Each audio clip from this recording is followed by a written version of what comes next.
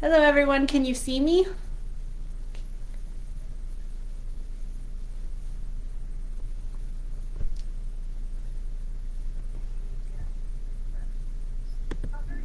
Okay.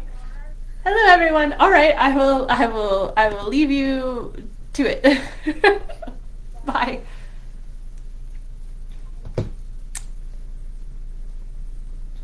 Hello everyone. I'll give a chance for some people to get on to the video so we can start this talk. My apologies. I was having trouble getting the camera to work.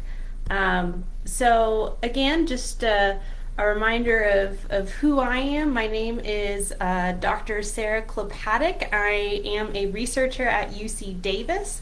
I got my PhD from UC Davis in beef animal sustainability. Broader terms, I'm an animal scientist in training, and then I got my master's at Texas A&M in beef nutrition and my undergrad in animal science from University of Arizona. So I've been learning about all beefy things for a very long time. And just background, I did not come from a ranch. I was actually raised by scientists myself. I was very lucky. And my father was a global systems ecologist, and he ended up becoming a chef and working at the Culinary Institute of America, and my mother was a microbiologist. So science runs deep in my veins, and because I wasn't from an agricultural background growing up, I was confused about what all the labels meant and what beef sustainability meant, and just what is right, what is wrong, and what should I be doing as a consumer. And so I'm like, well, if I grew up with these kind of thoughts, I'm sure there are many others out there, and especially dietitians, that are saying, all right, what do all these labels mean? What does sustainability mean? What is going on? And so one of the first things that I want to talk about are, some of these labels and some of these myth conceptions regarding the beef industry. And one of the first ones that I came across pretty early on, it's been a label that's been around for a while, and that is hormone free. And we might ask ourselves, okay, why are there hormones in beef, and should I be worried about this? When I'm going to say what is better for me, for my environment, which one should I be looking at? And of course, it's going to depend on you, the consumer, but let me give you my point of view from the scientific point of view. So first off, one of my favorite jokes on The Big Bang Theory is when Sheldon is yelling at his roommate, and he goes, you are drinking soy milk. I think it's turning you into a hysterical woman. And I just think that's so funny. And I was wondering, I said, does Sheldon have a point? We talk about hormones in beef, but what about hormones in other products? What about soy milk? What about tofu? And one of the first myths is that beef has hormones, that is not hormone free, is higher in estrogenic compounds than non hormone implanted beef. And the truth is, yeah, that is true. And implanted beef is about 30% higher, so it's 7 nanograms per 500 grams of estrogenic activity compared to 5 nanograms for hormone-free beef. But about that Sheldon joke, it goes back to what is the bigger picture. So if you're looking at, soy flour, the estrogenic activity, remember, beef was 7 or 5 nanograms. For soy, you're talking about 755 million nanograms. So it's over 700 million times greater than that of other beef compounds. So it's substantially higher. And if you want to look at things like tofu, that's about 100 million times greater than beef. So it all comes into the context. So if you're worried about hormones in beef, I would say that's not the big issue, because there's a lot of other food sources that have much, much, much higher estrogenic activity. So if estrogen is a concern for your clients, remember that there's other things that are that are more concerning, that are much higher than either hormone implanted or non-hormone implanted beef. And just letting you guys know, when I say implanted, what is that? Why do we even do that? So when steers, their finishing phase, which means when they need to put on that beefy weight, they need to be gaining weight to gain that fat, that meat to go to market. And in order to do that and to reduce their feed intake and to increase their gain, so increasing their efficiency, actually lowering their carbon water footprint, they give them implants. So it's a tiny little implant in their ear, and that helps with feed efficiency. So that's why we talk about hormones in beef anyway. And if you have any more questions on that, please feel free to put it in the chat and I will answer any questions on that. But so the big one, the big misconception, the big thing that we keep talking about are greenhouse gases. And greenhouse gases and beef. We just saw the New York Times just came out with a video yesterday. Cattle are destroying the planet. We should be very concerned. And I'm still seeing this myth around, and I don't know if any of you have heard of this myth. I've actually heard it from my students, from other coworkers, and it's cattle produce more greenhouse gases than cars. I don't know if any of you have heard of this. Feel free to put it in the chat. But so let's dig into that. First off, what are the greenhouse gases that we should be concerned about in agriculture? Well, there's three main ones. There's carbon dioxide, which we all have heard of. There's methane, and that comes from the beef cows, the beef animals directly, as well as dairy cattle. And then there's nitrous oxide. Now, we talk about potency of greenhouse gases, and that means how much heat they can hold on to. So methane is a concern because its global warming potential is 32 times greater than that of carbon dioxide. And then nitrous oxide is 300 times more potent than carbon dioxide. So that's why these greenhouse gases get a lot of attention. Now, what does this mean for beef cattle? And first of all, how is this even happening? How are these cattle producing methane? We keep hearing they're producing methane, but do we know how? And what do we tell our consumers of how this is happening? Well, first off, we've got a great group of dietitians here today. So as you know, we are monogastrics. We as in humans. So we have a simple one-chamber stomach. It's an acid-producing stomach, but when we're looking at the ruminant, we have a different case. And ruminants can include cattle, deer, elk, sheep. And why these guys are so unique and they're so different is because they don't have a one-chamber stomach. They have a four-chamber stomach. And so their largest chamber is known as the rumen. And the rumen is so big and it's so vast and it's full of these amazing microbes. And just saying how many microbes are in that rumen, well, in one drop of rumen fluid, there are more microbiota in that drop than there have been people on the planet.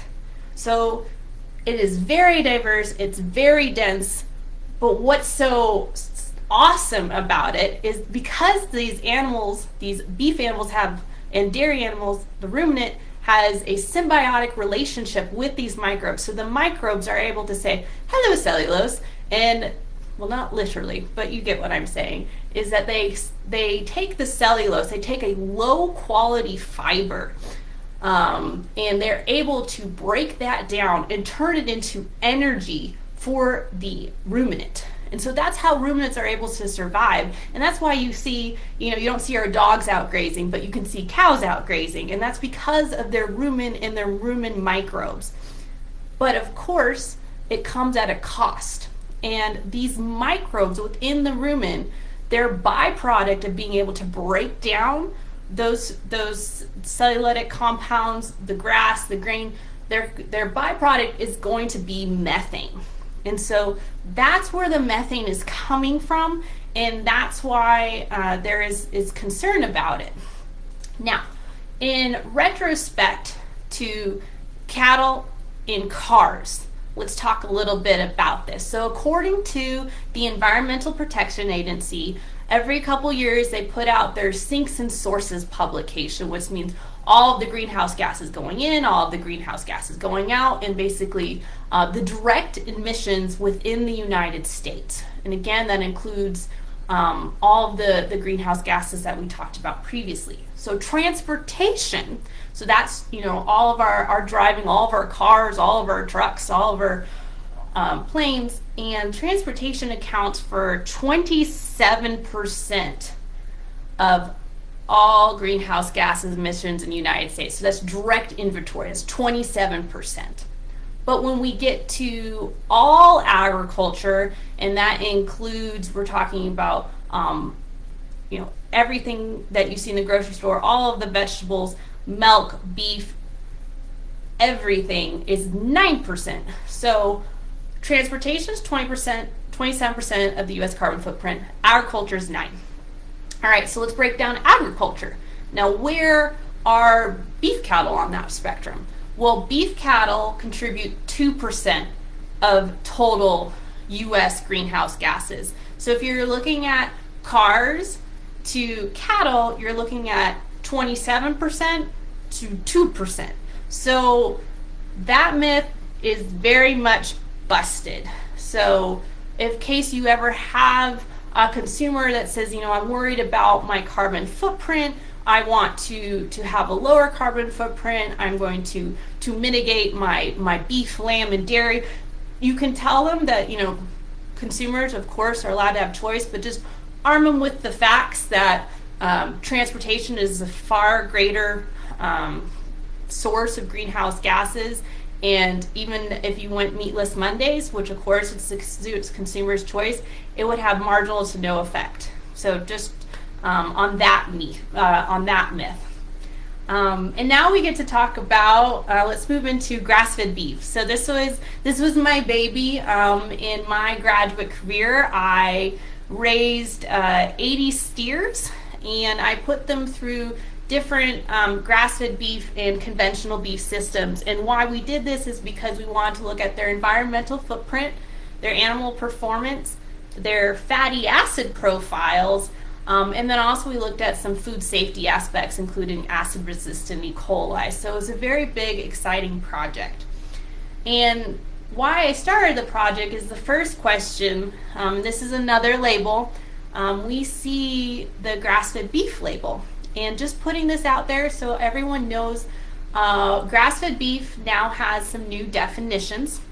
So the USDA Food Safety Inspection Services in 2019 stated that there are now new guidelines to be grass-fed, and that means that from weaning to harvest, the animals have to have access to pasture, and they have to be fed grass for the entirety of their life.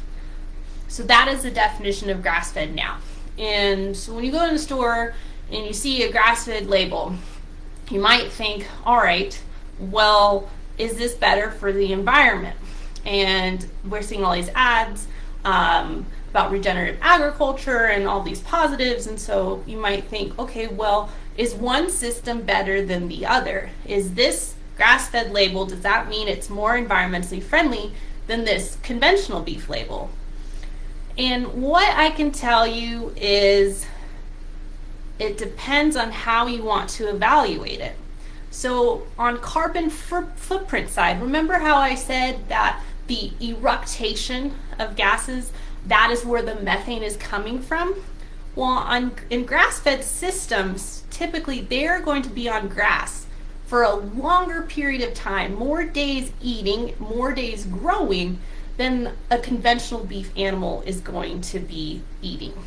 And so as a result, they're going to produce a higher amount of methane than conventional beef systems. And now you might ask yourself, all right, well, they're producing more methane, but what about these regenerative practices? I've heard that, soil sequestration, there's a lot that can be done, and that grass-fed footprint can be lowered. Yes, that is true. It depends on what area you're in. It depends on your soil ecology. It depends on your weather. It depends on your rain. So not every system is going to be able to sequester carbon. And then also it's important to remember that all beef does come from grass at one point. We have to think about the cow-calf system.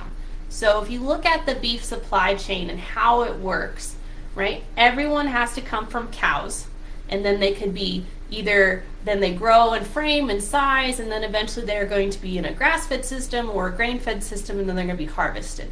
So those practices that are used for the grass-fed steers for regeneration can also be used for the conventional steers on the cow-calf side. So regenerative ag can be used in every beef system there is. And then you also have to ask yourself about sustainability of scale. Now, if you're looking at one individual ranch and they have great soil health practices, they have a market to sell their beef, the rancher's being able to break even, he's being able to make a profit, his cattle are healthy, one cannot say that that individual ranch is not sustainable. However, you have the sustainability of scale. You have to say, is it the individual ranch or is it the entire United States? And this is where it gets a little tricky, right? So if all beef in the United States were going to convert from conventional beef systems to grass-fed systems, three things would need to happen. One, the land footprint would need to increase by 435 million acres. So that's about 3/4 size of Texas. And I don't think Texas wants to just vacate, so I don't think that's going to be possible. The water footprint would need to increase by 468 billion gallons. And now you might say, well, why is the water footprint increasing? Well, a lot of these systems in grass-fed beef require irrigated pasture, especially on the West Coast. So again, you're going to have trade-offs, right? And so their water footprint would need to increase. So their water, their land footprints would need to increase. And then to convert all grain-fed systems to grass-fed systems, the last thing that would happen is you would increase your carbon footprint by 135 million tons. So as far as sustainability goes, the individual ranch can be called sustainable, but on a United States level, that conversion process would not be possible from both a environmental standpoint, economic standpoint, and really a food security standpoint. That would not be possible. So it's important to keep that in mind. And so again, when you're going into the store and you're saying which is more sustainable, is it grass-fed, is it grain-fed? I would say it really depends on how you're looking at it. I think both are a great choice, but just remember three things. Each beef system is going to be different. Each grass-fed beef system is going to be different. If it's on the West Coast, it probably has a higher water footprint than beef that's produced on the East Coast that's grass-fed. And then, remember that sustainability of scale. Although one rancher might be able to produce it in a sustainable fashion, the rest of the United States cannot. So I'm going to say this is myth busted, because it's not always true. It is not a silver bullet. Grass-fed is a great option and a lot of great options, but it is not always more sustainable than grain-fed systems. It really depends on how you're evaluating the system. So let's take a moment and let's stay on this grass-fed path. I love grass-fed, grain-fed research, and as a nutritionist, I am sure you have had these questions before.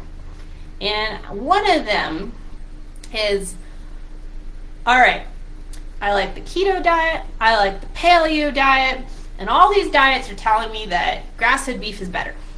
So I should eat grass-fed beef. I should be, allocating my resources, my economic resources, my grocery paycheck to choose one beef over another, one beef system over another. And and I also was someone that, I was very fitness oriented, and I was curious. I wanted to know, where should I I put my grocery budget? Where should I put my resources?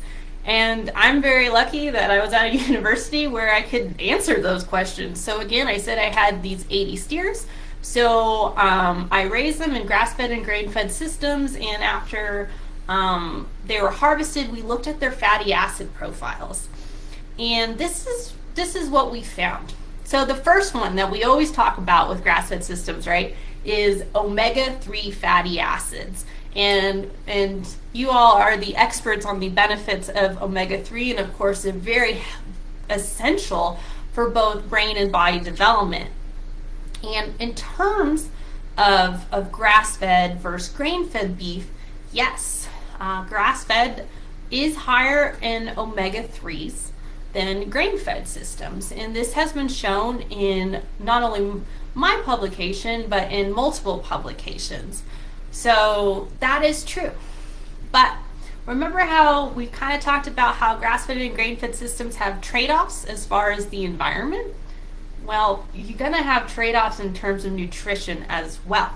So although omega-3 is the sexy amino acid, it's the one that gets all the attention and all the hype, there's another fatty acid that we should spend some time on when it comes to beef. And this is monounsaturated fatty acids. And these are our MUFAs.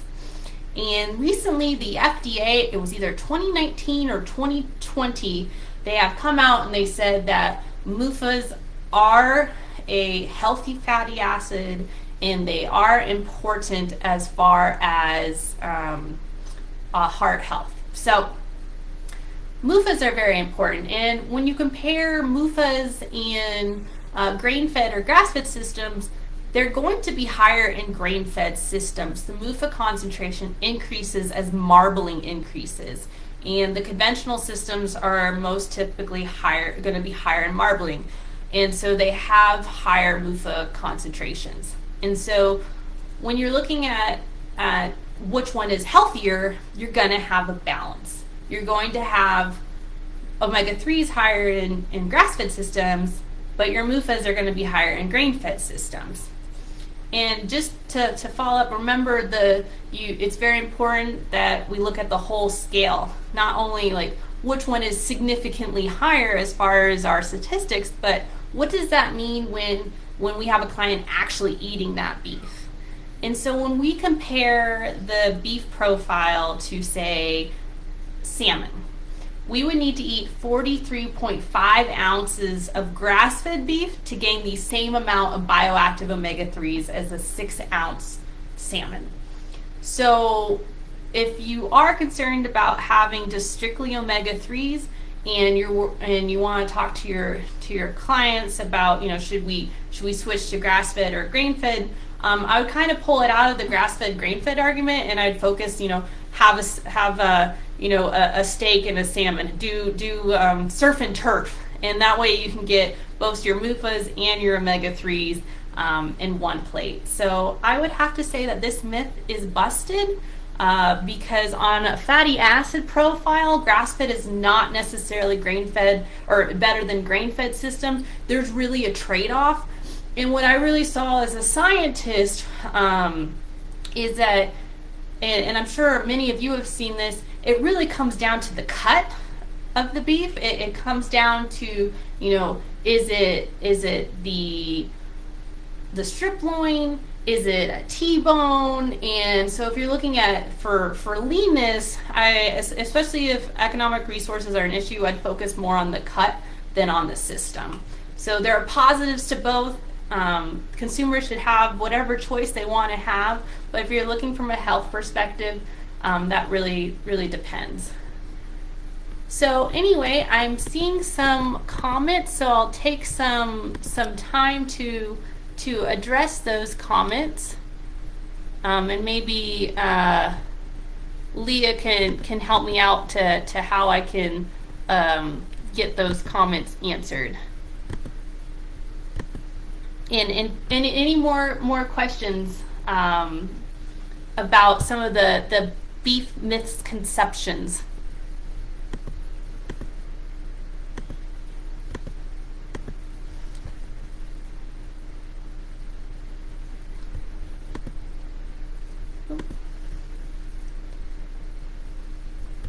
Uh, Leah, how do I answer these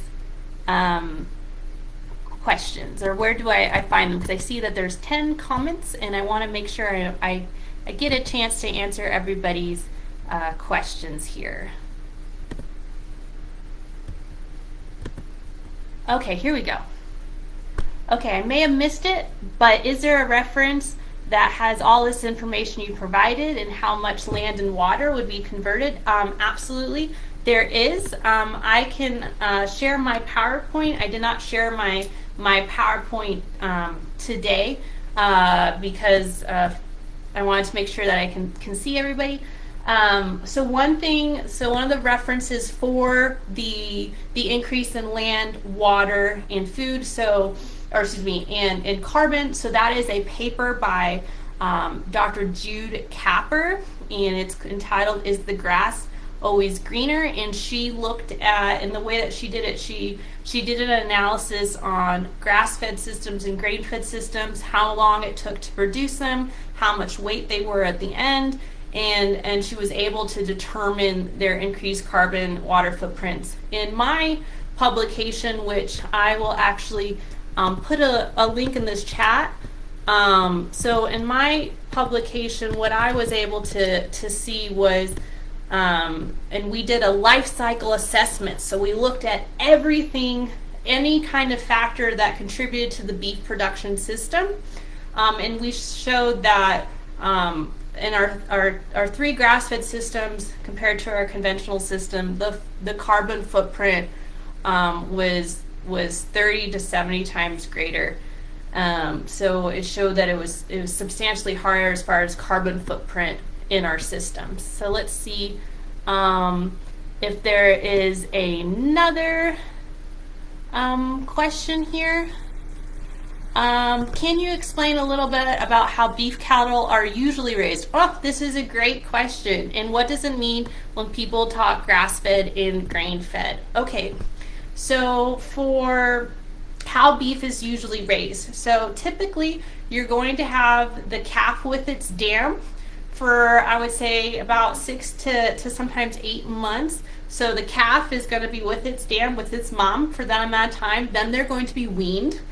And then after they're weaned, typically before that animal goes to a feedlot, they want to put frame on him. So they want him to be a little bit bigger. And so they're going to, it depends on where in the country, they might stock him on pasture, which means to grow on pasture, or they're going to have him eat hay stalks or what we would consider to be food waste. You know, they put them out onto a cornfield, and they gain weight, and they're eating foods that would otherwise not be utilized. So that can occur, from anywhere from 2 to 6 months, and then finally they are put into the feedlot, and they're typically going to be in the feedlot from 3 to 5 months. So in my beef system, the one that I analyzed, our grain-fed systems were harvested at 18 months of age. So that's how long it took from the day that it was born to the day it was harvested. It took 18 months to produce that animal.